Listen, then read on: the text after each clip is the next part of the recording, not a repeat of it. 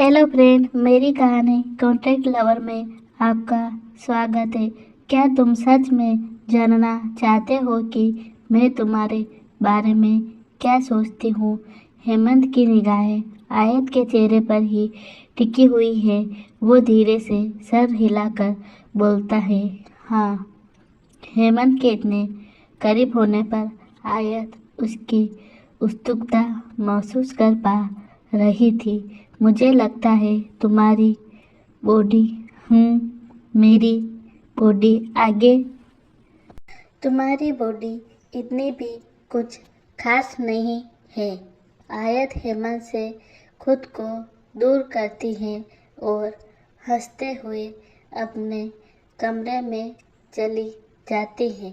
हेमंत के करीब आने से एक अजीब सी फीलिंग क्यों आने लगती है।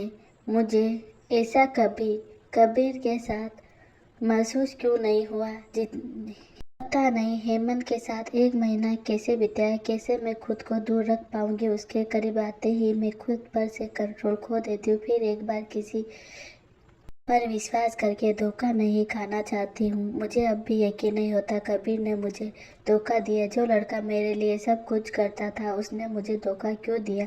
पता नहीं ऐसा क्या है उस लाल बैग में जो कबीर ने मुझे दिया है। उससे मुझसे ज़्यादा तो उस बैग की फिक्र है। आयत बैग उठाकर हाथ में ले लेती है। अब देखती हूँ आखिर इस बैग में है क्या। इस पर तो लॉक लगा हुआ है। आखिर क्या ज़रूरी सामान है इसमें, मुझे पता लगाना ही होगा। अगले दिन आयत बाहर गार्डन में बैठकर चाय पी रही थी। हल्की हल्की बारिश गिर रही थी। आयत मुस्कुराते हुए बारिश को देख रही थी।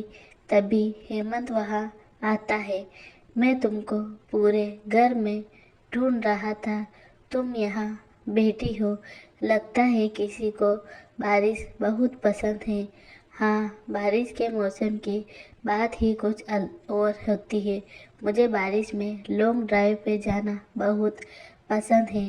बाइक की तेज़ रफ्तार में आपको बारिश की धीमी धीमी बूंदें छूती है। जिंदगी की सारी परेशानी भूलकर बस उस पल में जीना पसंद है।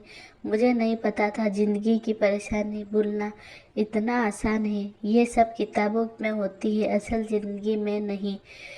तुमको कैसे पता? मुझे लगता है तुम भी हर अमीर आदमी की तरह बारिश को देखकर अंदर कूद जाते होंगे कि कहीं मुझे सर्दी ना लग जाए। तुम अभी मेरे बारे में जानते ही क्या हो। मैं तुमको बताता हूँ कि मैं क्या क्या कर सकता हूँ। हेमंत आयत का हाथ थाम लेता है और कुछ ही देर में घर से बाहर आ जाता है। आयत के सामने हेमंत की बाइक खड़ी है। हेमंत आयत को बाइक पे बैठने का इशारा करता है। आयत कुछ देर के लिए सोचती है, फिर हेमंत के पीछे बैठ जाती है। मुझे लगा था तुम ड्राइवर के साथ कार में घूमने वाले लड़के हो। मुझे नहीं पता था तुमको बाइक का भी शौक है। मैं नए सालों बाद आज इस बाइक को हाथ लगाया है। पता नहीं कैसे आज इतने सालों बाद फिर मुझ में हिम्मत आई है इस बाइक को चलाने की। क्यों, ऐसा क्या हुआ था सालों पहले? कोई एक्सीडेंट? आयत की बात सुनकर हेमंत खामोश हो जाता है।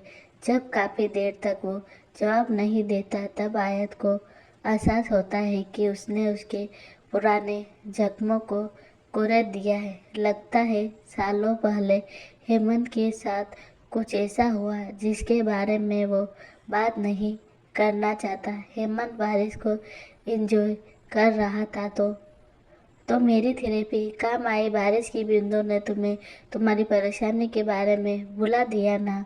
मेरी परेशानियाँ भुलाने के लिए ये बूंदें काफ़ी नहीं। मैं तो तुमको तुम्हारी परेशानी भुलाने के लिए लाया था। हेमंत ऑफिस छोड़कर मेरे लिए इस ड्राइव पर आया है।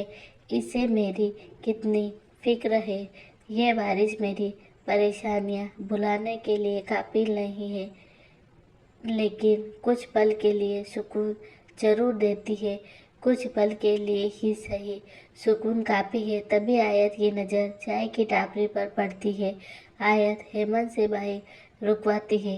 क्या हुआ, गाड़ी क्यों रुकवा दी? मिस्टर ओबरॉय, बारिश में टापरी की चाय से बारिश का मज़ा दोगुना हो जाता है।